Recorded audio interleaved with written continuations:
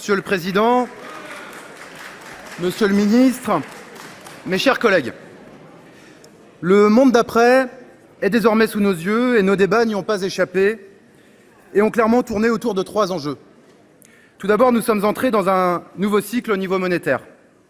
Il nous faut à présent anticiper des chocs d'inflation à répétition et la moindre étincelle diplomatique étant susceptible de mettre le feu aux liquidités massivement injectées depuis 2008.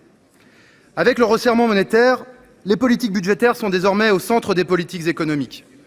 Or, de ce point de vue, un déficit de 150 milliards d'euros, c'est-à-dire la moitié des recettes nettes de l'État, impacte nos marges de manœuvre. Au niveau social, l'accès au logement, l'habitat et les mixités se trouvent au cœur des tensions nées de l'accentuation des mobilités intrafamiliales, professionnelles, migratoires et culturelles d'un côté, et des angoisses sociales nées du terrorisme, de la guerre, du choc des pandémies de l'autre. Au niveau environnemental, enfin, la planète a franchi 6 des 9 limites vitales et l'effort n'est pas suffisant pour faire face. Les accords de Paris fixaient la limite à plus 1,5 degré, nous allons vers plus 3 degrés et le gouvernement nous enjoint à nous préparer à plus 4 degrés. Il faut donc à la fois poursuivre un effort intense pour éviter le réchauffement, mais aussi et surtout nous adapter en urgence. 66 milliards d'euros par an d'ici 2040, dit le rapport Pisani-Mahfouz. Le FMI est sur les mêmes ordres de grandeur. Et dans les faits, nous ne sommes même pas à la moitié. Face à ces défis, que propose le gouvernement ? Certes, d'amorcer un virage pris avec la planification écologique, et c'est une première. Mais avec seulement 7 milliards d'euros, et encore en recyclant des crédits, on est très loin du compte. Au niveau des inégalités sociales et patrimoniales, aucune correction, au contraire. Fondamentalement, tout cela se traduit par une doxa, stabilité fiscale, entretenant au passage une confusion supplémentaire, et c'est là le plus grave, entre stabilité du système fiscal et stabilité du niveau des prélèvements obligatoires. Or, ni l'un ni l'autre ne résiste aux faits. Notre système fiscal va se prendre de plein fouet la nécessaire transition écologique, à l'image de la TICPE, dont le rendement, selon le Trésor lui-même, va baisser de 13 milliards d'euros d'ici 2030. De ce point de vue, refuser d'amorcer structurellement le virage de la fiscalité écologique est coupable. Coupable pour la planète et pour faire face aux aléas climatiques, mais coupable aussi pour le bon état des finances publiques. Qu'attendez-vous, Monsieur le Ministre ? Pourquoi n'engagez-vous pas dès maintenant un véritable virage fiscal en donnant à chacun une visibilité pluriannuelle ? Le rôle d'un État, c'est de prévoir le changement et de sécuriser ceux qui vont le vivre. De même, avoir pour objectif la stabilité du niveau de prélèvement est une erreur capitale. Il faudrait dégager près de 120 milliards d'euros nouveaux pour être au rendez-vous et du déficit, et de la transition écologique, et du service de la dette qui va croître de 35 milliards d'euros d'ici 2-3 ans. Alors dans ce contexte, vous décidez de maintenir vos objectifs de baisse d'impôts, notamment de production, sans dire par quoi elle va être compensée. Par l'impôt sur la consommation ? Sur les revenus ? Sur le patrimoine ? Ou en alourdissant davantage encore la charge sur les seuls actifs, comme avec la dernière réforme des retraites ? Ce n'est pas clair. Ce n'est pas clair.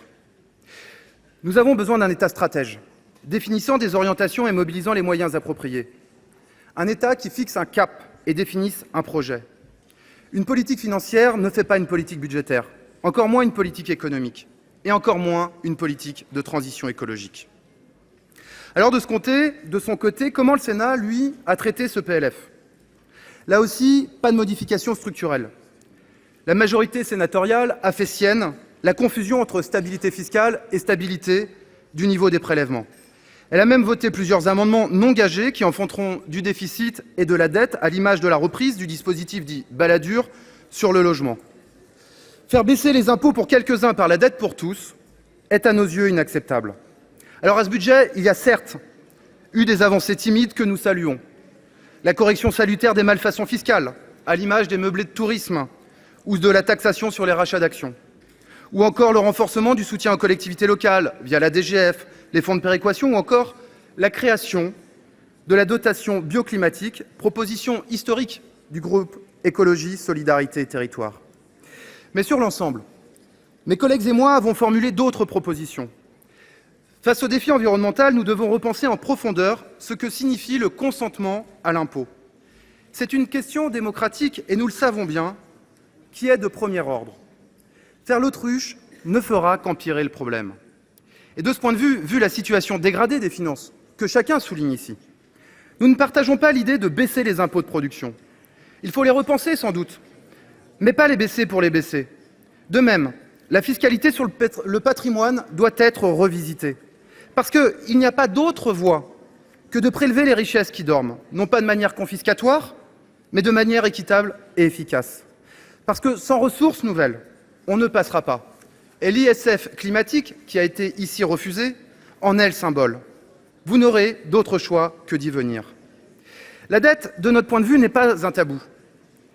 Si, et seulement si, elle permet d'abord de financer l'essentiel, avant de baisser les impôts. Vous faites l'inverse. Et de notre point de vue, c'est un contresens économique, social et écologique. Enfin, dans cette période de crise, nous avons proposé de mieux soutenir le logement social. Modèle qui a fait ses preuves en 2008, au moment de la crise de la promotion immobilière, mais aussi pour construire immédiatement. Les Français attendent un toit à tarif abordable et qu'on construise en respectant la planète. Pour innover, pour aider les élus locaux, pour montrer qu'on peut passer le ZAN, le meilleur outil, c'est le logement social. Alors, sur tous ces sujets, nous avons proposé des solutions à la fois pragmatiques et plus ambitieuses. Elles ne sont pas retenues. Nous voterons en cohérence contre ce projet. Puisque j'ai, moi aussi, 30 secondes, comme mon collègue de Maine-et-Loire tout à l'heure, je voudrais enfin saluer le président de la Commission, le rapporteur général et l'ensemble des agents qui ont contribué à ce budget et à ces débats. Monsieur le ministre, mes chers collègues, 2024 va s'ouvrir, comme le dirait un collègue de notre groupe. C'est maintenant que les affaires se corsent. Merci de votre attention. Merci.